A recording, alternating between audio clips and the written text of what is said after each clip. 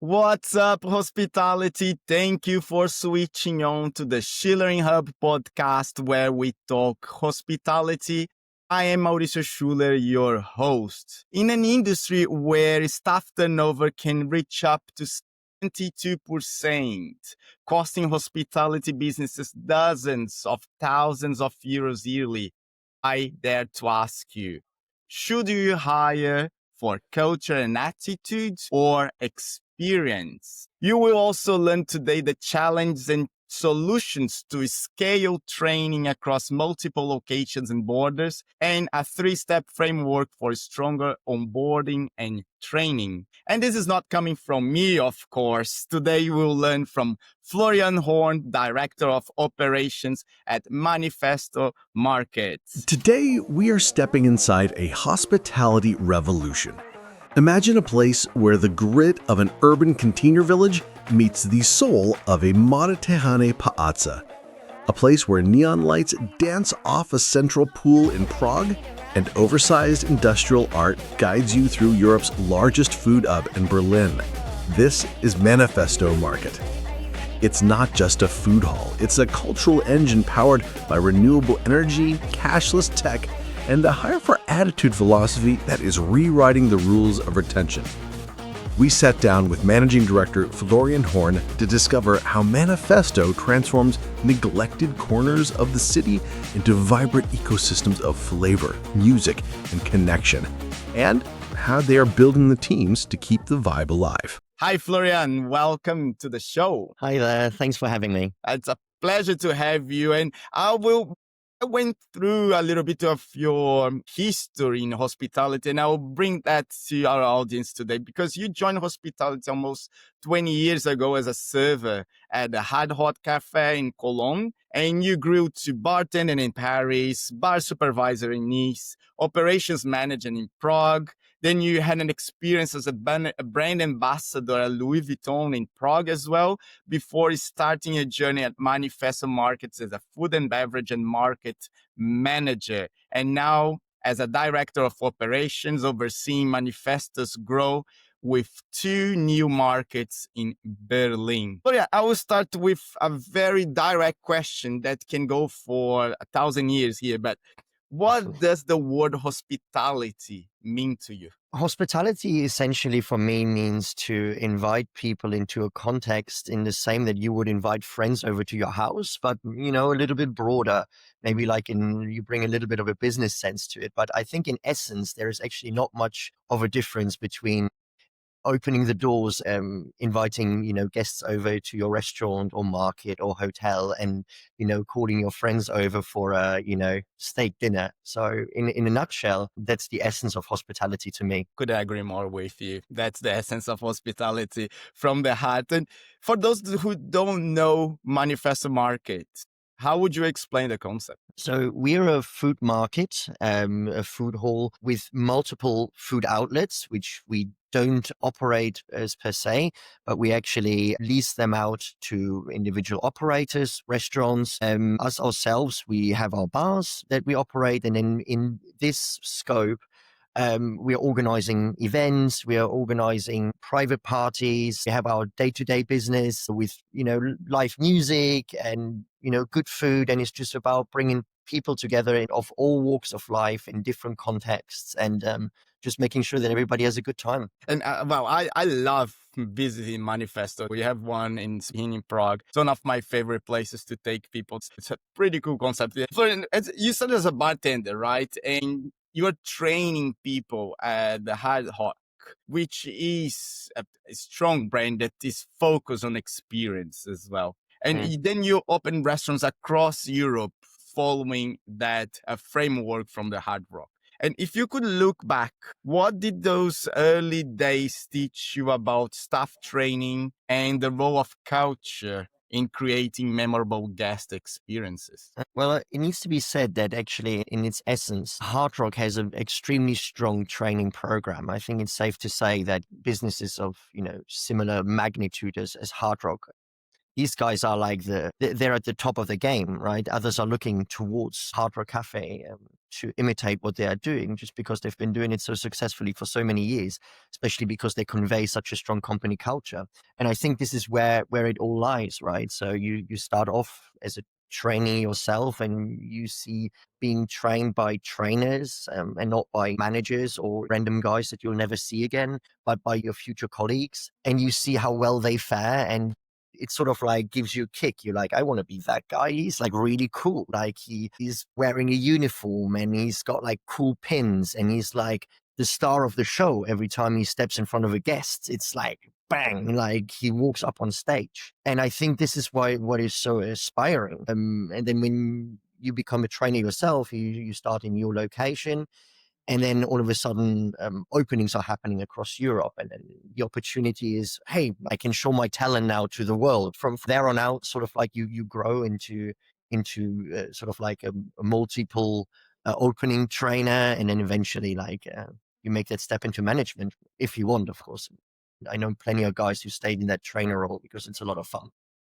And how is that process of being trained to become a trainer? So there's like a sort of like train to train type school. And I believe it's a while back. Yeah. So I believe it's like once a year. So for us in Paris, for example, it was that like once a year, our assistant general manager, he would bring the class together, and it was less about like the individual knowledge of the departments, but more about how to convey a message. It's, is it, verbally? Do you use a lot of gestures? How much do you let the trainee actually do something on day one and how much you let them do on day 5? How do you monitor progress? What do you do at the end of a training day? What do you do with people who come in with, a lot of attitude? And what do you do with people who come across as a little bit shy and maybe need a push because you see a lot of talent? So it's actually more about the training in itself rather than what you should know as a bartender or server. That's awesome. And when you joined Manifesto back in 2019, lessons from the Hard Rock's strong training and onboarding culture, did you immediately want to apply to this new concept? You mean the concept of manifesto? Yes. Honestly, like plenty. Like Hard Rock. I've been there for 11 years, so it really like is a huge part of my career, if I can use this word. When I first started at Manifesto, it was actually not really so much about operations. It was a lot about real estate and, having a plot of land that, didn't have much use and turning it into, something that, people love to come to. That was the original idea. And so the operations in itself was actually outsourced. And so when I met the owner of Manifesto Market, Martin Barry, we sort of like talked about putting our own operations together, internalizing everything. And so I looked a lot at what I've learned in those 11 years on Hard Rock and said like, hey, what can I do here? So one of the things I spotted, for example, right away is that, hey, you guys don't have like service. You don't have any table service. And I was like, I know it's unusual for a food market, but unless we try, we'll never know. So I just I put a plan together and then we start hiring our first service and rolled it out. We're sort of like semi-success, but 5.5 years later here in Prague, our table service have the same sales as each of our bars. So we sort of like created a bar on legs, right? So, and I think those opportunities to like peek behind the curtain and say, what is there? What can I explore? Plenty of this comes from Hard Rock and the things that I've seen and the people I've worked with and the managers I worked for. Absolutely. Yeah. That's pretty cool. And you wrote an article, right, about some challenge that we've been facing. Of course, you said about the staff shortage. You said you wrote that nobody's home in hospitality post-pandemic, right? And from your perspective, what are the main reasons behind the high staff turnover in hotels and restaurants today? There's plenty. I need to say, like, I wrote this article shortly after after we first reopened. So I really bad with years. Was that 2020? This is where the reaction was, okay, hospitality is closing. what else is out there. And then it was the safest to work from home. So this is what everybody did. And I think at that moment, this is might sound sad to say, but a lot of people went like, oh, hang on a minute. I can sit at my kitchen table like me right now, work for Amazon or Google, earn the same, and have, not a 12-hour day in which I'm being, yelled at by guests and managers and colleagues and total stress, and maybe need like a cigarette break every half an hour just to cope with everything that is being thrown at me. And because this opportunity was given to so many, I think they went like, oh, this is great. Like, I have an example of a manager who left around that time, and he started to become a programmer, like, because he was like, oh, that's great. That's a lot less stress. And he stayed, and he's doing this to this day. So I think that's one of the reasons why this happened. Because at times the hospitality environments are really rough, and they are to this day. And so I think one of our responsibilities is sort of like to bring this a little bit back. And I think that actually the latest is that the way to put it, like the new generation, like Gen Z, they're doing a pretty good job guardrailing their private life, something that millennials, we are really bad at, right? We're just going to work 16 hours and be like, that was fine. And with like a little tear running down it. Exactly. Another factor is, like in hospitality, you didn't like your job, you quit around noon, and by the end of the afternoon, you would have a new job. That's not really the case anymore. So I feel like that people might cling on to it a little bit longer, suffer through it up until to a point where it's just unbearable, and then leave and slam the door shut. Now, that sounds contradicting, but in a way that when you can just simply change a job, it changes perspective, especially for a staff member. And they go, no, this industry is great. I was just in a bad environment. But since that's not so easy anymore, people now, when they leave, they were probably so fed up at that point that they go, that's it. And then they find anything, and I think it's such multi-layer reasons why this has happened to the industry, but there's definitely loads of ways back. And you said that this seems to be changing and recovering. The new generation as well thinks differently, and they manage to separate what's work and what's their private life. And you are totally right that our generation was just, oh yeah, no, it's totally fine. I'm strong enough to go through all this. What main changes have you seen happening right now when it comes to the job market? The new generation, as I said, they have these guardrails, which means that, they're going to work 8 hours, and they're going to insist on a half an hour break. And for that half an hour break, they want the break room, and they want to sit down, and they want to order some staff food. If they, stay, you ask them, hey, can you stay 2 hours longer? They say, well, yeah, but that comes with an additional half an hour break. And they really insist on it. Where I feel like that back in the days, we didn't dare to say that. And I genuinely think that they're right. We're wrong, or we were wrong. But we didn't have the balls back in the days to say, sorry, you want me to stay 2 hours? Well, that's a half an hour break, buddy. That we would have never, uttered those words. We would have just said, yeah, no problem, and just continued, or maybe we would have just worked past that 8 hour mark without even noticing. What's changed is that people want a better balance, right? People now say, I'm willing to give you 8 hours a day. What do I get in return? Because a paycheck is not enough. And that's what's changed. Back in the days, we were like, yeah, give me a paycheck. I'm all yours, And I think that's the biggest difference. And well, let's get to the main questions today, because many hoteliers, mainly here in Prague, is too high for experience. I had many times this conversation before, and they want people with experience to join their businesses. And at Manifesto, you told me that you hire for culture and train from zero. Why do you believe that this approach is essential for improving staff retention in hospitality? Well, there's like a multitude of reasons. Experience is great. You can have a guy come in, he reads a cocktail and he just gets it, right? He understands every situation from scratch. But it comes also with a lot of baggage at a time, right? It comes with, maybe I'm already fed up of this industry. It comes with, I'm doing it my way. And especially when you're coming into a place like Manifesto where things are so different, that's maybe not the approach that we'd like to see. Right. We like people who are moldable, and we like kind people, and we like people who go the extra mile, people who put on the uniform at the beginning of the day and really like get kick out of starting their day and leave their problems behind for a little while. Experienced people don't necessarily have that. So I'm not excluding experienced people. And if they tick off the right boxes, I'll be like, yeah, cool, let's go, come in. But a lot of times when you have a strong training program, and especially in a world where experience comes like fair and few at the moment, like hiring from scratch is just almost becomes a necessity. And then you say to people, don't worry that you don't have experience in hospitality. We have everything to make that happen for you.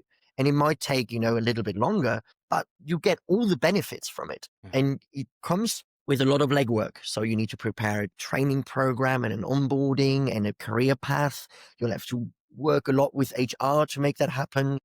It's a lot of trial and error. It takes probably years. But once you're at a state where you're comfortable to roll these things out, I mean, you will be on the winning side, in my opinion. And as I said, especially in a time where it seems like there is no other choice but to go for at least both experience and inexperience, you're left with no choice to do that. And now you spoke about a structure of onboarding, training, and you also spoke before about that lessons that you learned from Hard Rock, that trainers that were colleagues training their peers, right? So in Manifesto, you told me before when we met that you have layers of trainers now that can guarantee that you can keep the business going and people being onboarded and in a secure way. So we have layers of trainers in the company now.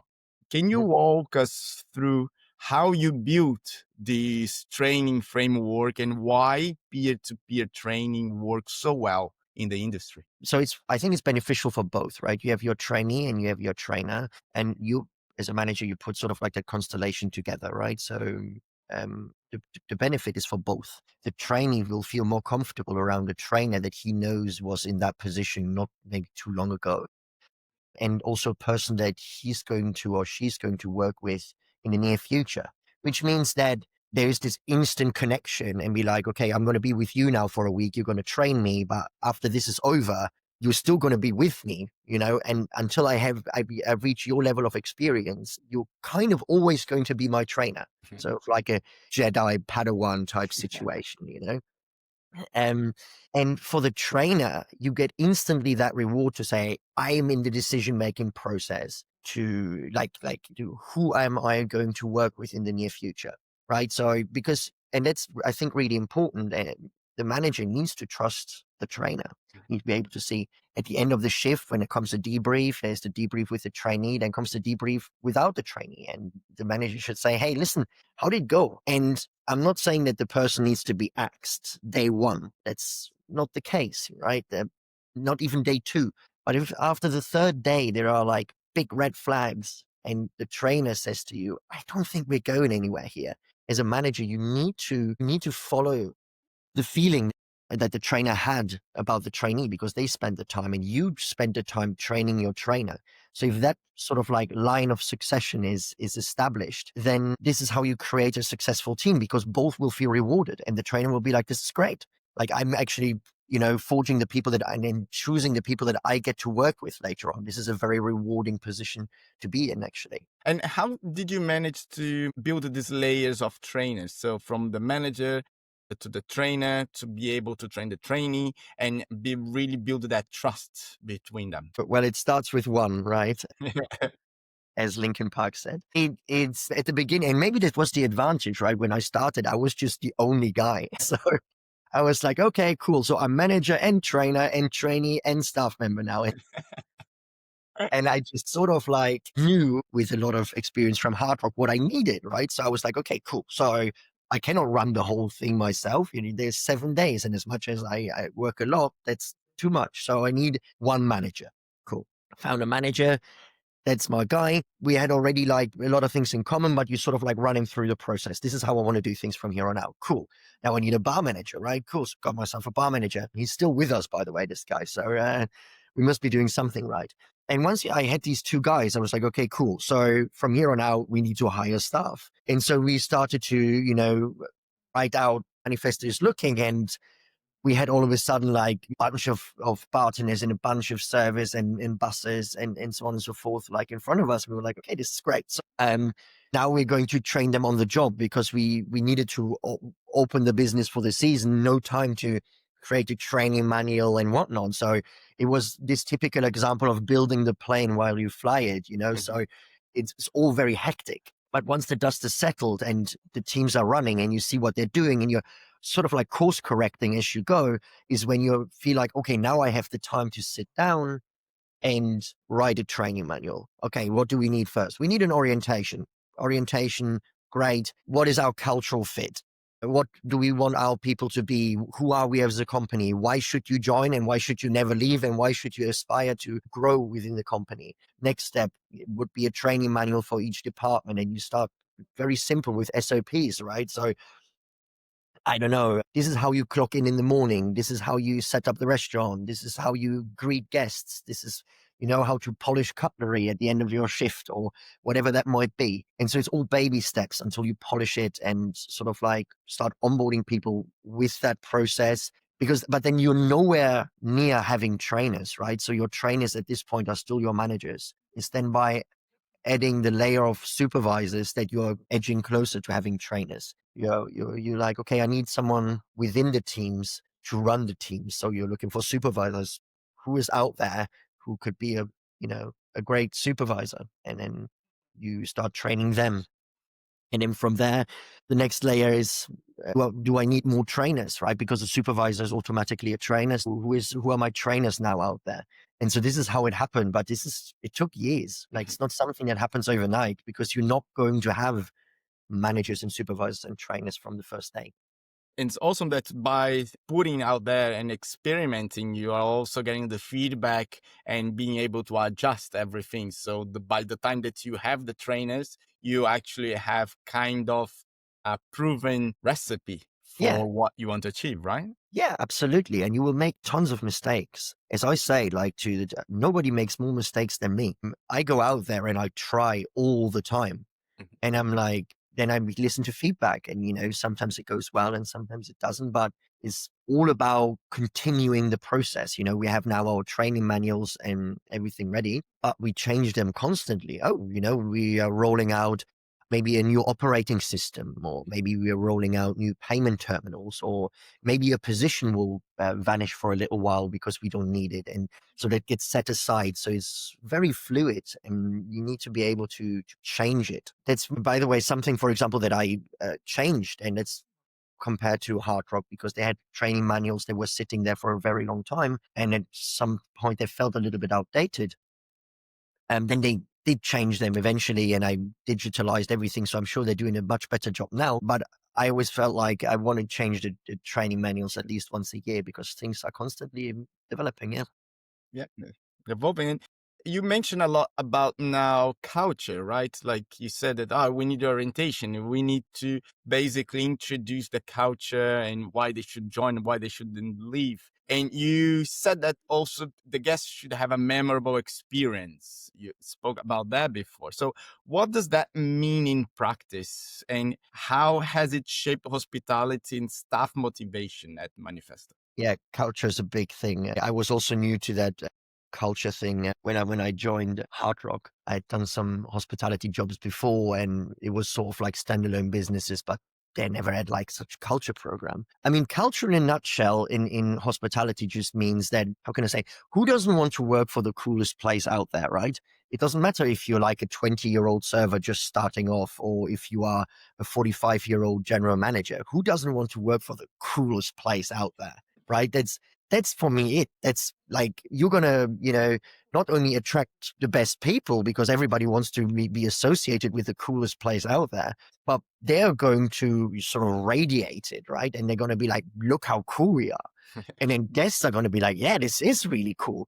And so it's sort of like a non-verbal language between people. That's what culture really is, right? And then this is very little, I think, to do with where you are physically, but it's just, like I said, like an interpersonal connection. And because you build such a hype around it, is why everybody involved, that's from your supplier to your staff member to your manager to the owner to the guest, everybody says, of course we want to be in that universe of the coolest place out there. Mhm. And this is why culture matters so much. And you said also that retaining staff is the best way to attract new talent. And Yeah. I love that, right? Because it's really interesting. What practical steps can hotels and restaurants leaders take to improve employee engagement and retention tomorrow if they can? It's going to sound so cliche, right? But it's just that you need to care about your staff, right? And it starts with it's day one, right? It's like I've seen a lot of places, new staff members arrive,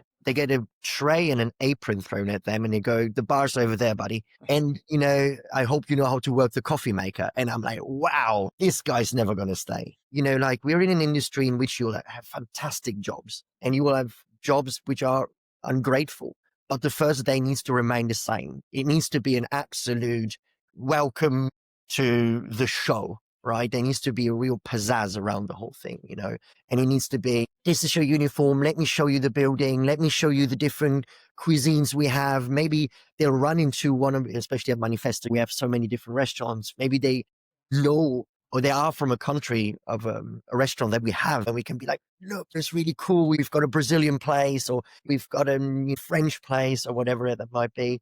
You need to make it exciting come day one. And I believe in these multiple layers in management, because that means you have only a set amount of staff members per manager so that the manager can actually care and they build a real relationship. Like, I think that in Manifesto, we're doing such a good job. Like, I'm sorry to say it like this, That's okay. but like to keep the levels relatively flat. So yes, we have a structure in which there are multiple layers of managers, but we're not unapproachable. I still go to the market and I still goof around with everybody there, because I don't want to be that unapproachable manager that for some reason needs to be treated with care or anything. If you are unhappy about something, you can talk to me the way that you can talk to an operations manager. We keep it respectful, but let's keep the ball rolling. Involve them in ideas.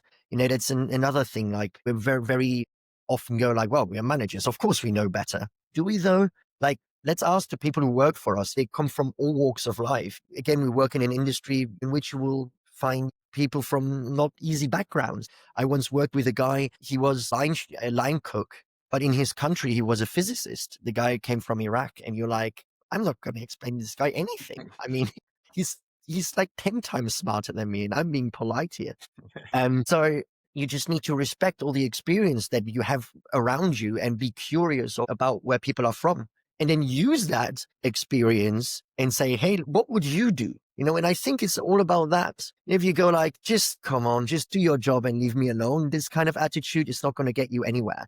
And if as a general manager, you're not getting sort of like involved in all the levels that you have in your business, even the ones that are not direct sales drivers, right? So I don't know, buses and dishwashers and night cleaners, then you're going to have a tough time building that trust. And people are going to see this. Other staff members are going to, be like, oh, he's only talking to his managers. He doesn't really care about us. No, he's only talking to the servers and bartenders because, they're making the dough. That just leaves a wrong impression. All positions in this ecosystem that we're building matter, and all eyes are on you the higher you are in these echelons. Yeah, and he's saying that a cliche, saying that you should care, but it is not a cliche, right? Because it's something that is missing in the industry in general. Like, care is that maybe ingredient that we miss between leaders, if I call them leaders, managers, let's say, and the staff, is the word care, right? And kindness as well, just as you said. And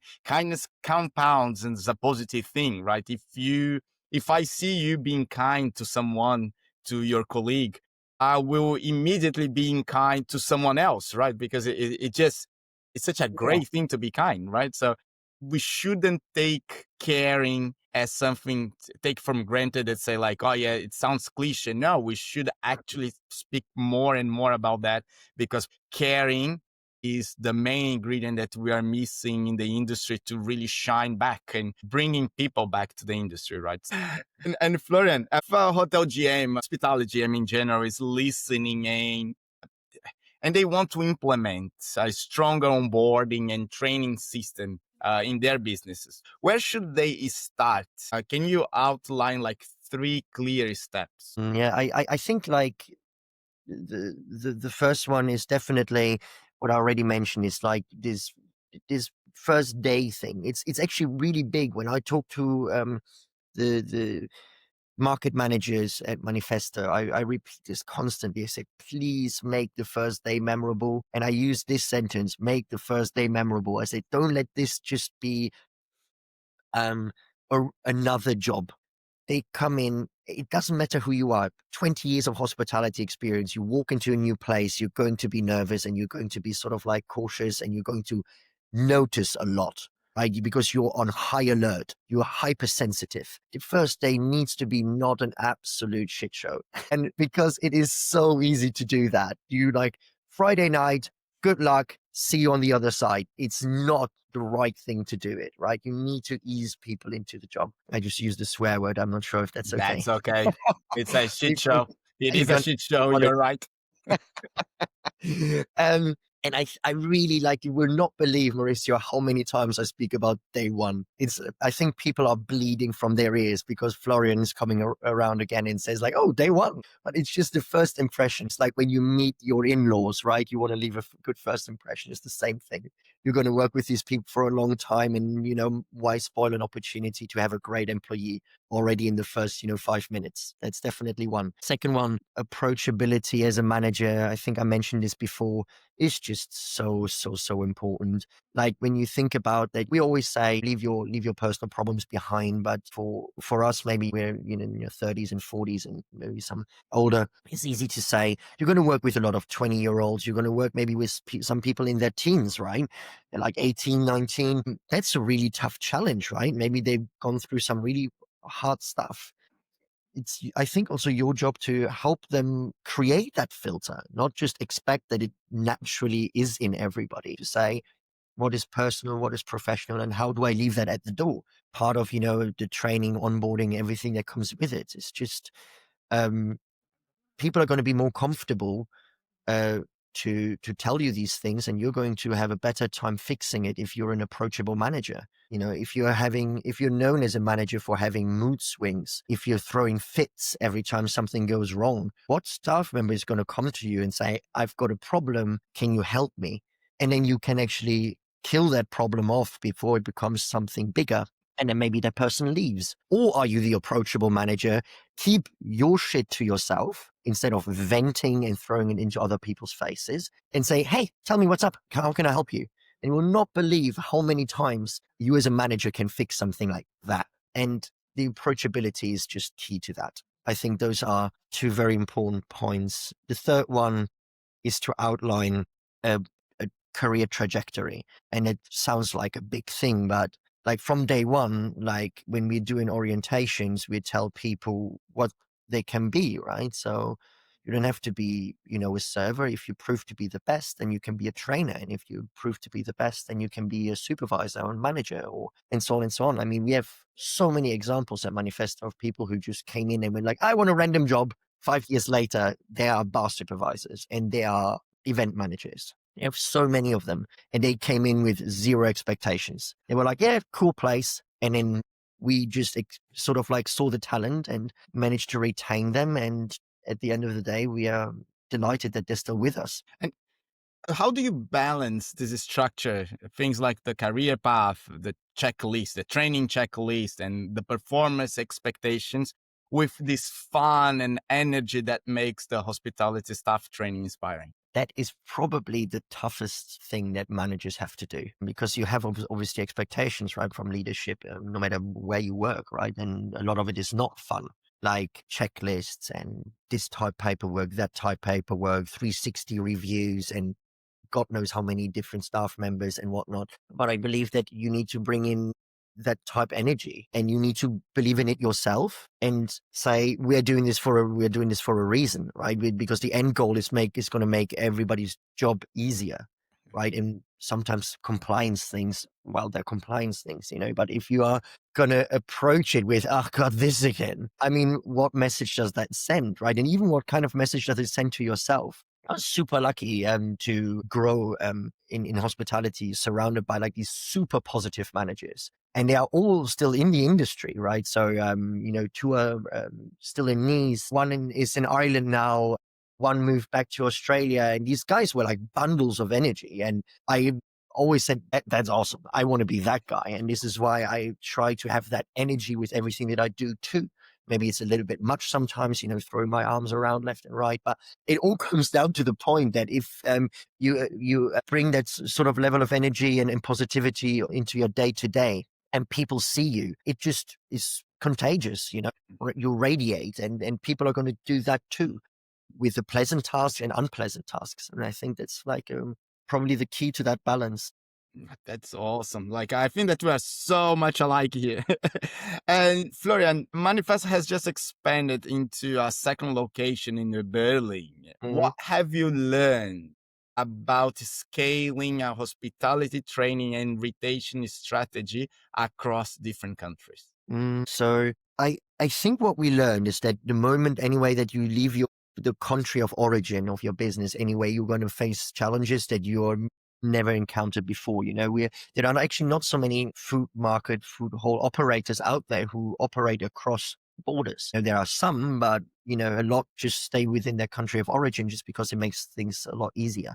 The learning curve for us was so steep when we first arrived in Berlin, and the second one now was easier because we made all these experience from the first one, and because we had people now in place to support us. But I think honestly, the methodology of bringing people from the origin market into the new market and show the new team how it's done, I mean, that's just key, right? And this is what I think plenty do it. I know that, Hard Rock does it that way. You just come with a bunch of crazy trainers who are like ready to rock and change the world. Like we were like, I mean, this is why everybody wanted to be a trainer and open other places, because it was just the most fun.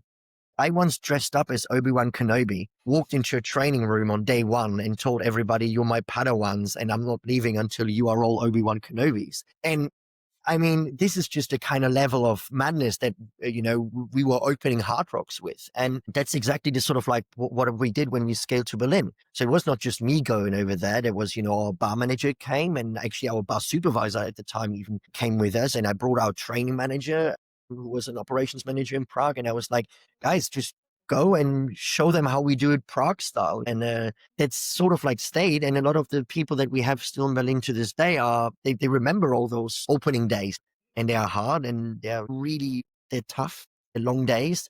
But I think you need to take the core team and then spread the love from there. And in the second market, we've done this as well, mostly based with the team, obviously, that we already had from the first Berlin market. So it was a little bit easier. Florian, you are saying about restaurants, and you guys have that ability to be more vertical, to be more experimental, right? Restaurants keep innovating the way that they deliver food, that they deliver service. Hotels, on the other hand, struggle to innovate the service, innovate the experience itself, and how they deal with their staff. They just seem to be more cemented on their own thoughts and their own ideas. If you could think of the hotels as well, what do you see as the biggest opportunity for hoteliers who are there to rethink staff onboarding and retention as well? Absolutely. Well, first, let me say, like in this industry, I really believe that like the only constant should be change. Like, why not dare to try something new if you see what you've done so far is not working? I mean, what is the worst thing that can happen? But I see this a lot. People sort of like get stifled, and then they are stuck in their way, and they're like, "Oh my God, I better not move," like sort of like a deer in front of the headlights. And I think, the first step is just to try to change something, right? The way that, that this industry has lost a lot of people is just because we have not changed. There's like a multitude of reasons, as we discussed earlier, and the conditions are sometimes tough. I see the conditions in hospitality here in Czech Republic, and I'm like, oof, I'm surprised we still have the people that we have. It just takes this concerted effort of everybody who has the knowledge to make a change in their individual business or beyond, to get to the level of staff and say, how can we improve the situations there? But just not change and just stay in your role and not move is just ultimately going to be a death sentence. So you need to look at all levels, and even if that means to take off your three-piece suit and run a shift and whatever that takes. I mean, there has to be some type of change, right? I love how you put the emphasis and the stress on the onboarding, on those first day and making that memorable. And I'll definitely use what you said because that's what we tell hoteliers that much. Like that, just as you welcome your guests, and that welcome should be memorable because that's what sets the tone of their stay. Why the staff would be different? Like they are not different humans. We are all humans, and we all have the same desires, the same fears of coming to a new place. And I'll definitely use the father-in-law quote that you use. That was lovely. Like it's yes, you don't want to make a bad impression with your in-laws the first time that you see them. Making sure that they will understand what you stand for as a business and really bring that energy was like a very cool piece of advice. And if you would had one message for every hospitality GM struggling with a high turnover in their hotels, restaurants, with their teams in general, what that would be? Not going to make many friends with that, but don't take yourself too serious. It's just not that of a type of industry. You know, you see these guys like all serious, all grim, like walking up and down the stairs, like as if the building was haunted. And I just don't think that's the way forward. Like I realized this with myself. I'm a little bit chirpy. I'm a little bit friendly, always in a good mood and whatnot. And maybe you will lose a little bit of credibility, but at some point you're going to gain this back because people are going to see the success that you have with that. Just to try to be the grim reaper of hospitality is just not going to get you anywhere. So a positive and open mind and working together with the staff instead of like constantly reminding them that they work for you is definitely the way forward, in my opinion. If you look ahead into the future, because I see that you are one of those guys that's probably like thinking 5 years ahead of now just to see what is can be done. What are your thoughts on the world that we are building right now and how hospitality will be relevant in that? Well, let me put it this way. Many have tried to replace hospitality workers with robots, and then, all this technology is coming in. And it turns out that that's not really what people want. So that's great, right? People still like a dive bar. People still like their local. People still like an extraordinary, Michelin star experience. That's great news, which means that we're not about to all lose our jobs, right? But I think embracing AI as a tool to help the process and help you create certain things a little bit faster is definitely the way, but it has to be channeled through that human connection. And that human connection is irreplaceable. And as long as we admit that, as long as we are ready to say, this is what people come to a bar or a restaurant instead of staying at home, then where can we possibly fail? But it has to go through that level. It has to go through that the staff members understand that they are the key to this, that they cannot, turn down an experience because they weren't in the mood, or that the manager says, oh God, you know what, guys, I'm not in the mood either, and then ruins the shift for everybody else. The moment we realize that people can just buy a box of beer and bring it home and cook a steak in a pan, that's where we need to come in and say, make every experience as memorable as possible, because this is something that people cannot do at home. Florian, that was awesome to talk to you. How can our audience get in touch with you, maybe apply for a job at Manifesto Market or trying to just come for a visit? Yeah, absolutely. So you can find us in Prague, in Anděl. We're only like a stone throw away from like the Nový Smíchov shopping center. We're also at Potsdamer Platz in Berlin in a mall called The Place. And recently we opened a new food hall in Neukölln in the south of Berlin under the name Kellerhalle. So same concept, different name, but really, really cool vibe and great restaurants that we're super excited about. So yeah, and you can find us online and Instagram and all these things that I don't have, but I know plenty of you do. Awesome, Florian. I really appreciate your time. Really appreciate you sharing with us. Thank you so And I hope much. that you enjoyed this experience. Yeah, absolutely. Thank you so much, Mauricio. Really. Have a nice day. You too. Chilerinos, thank you for listening once again, and I'll see you next week. Bye.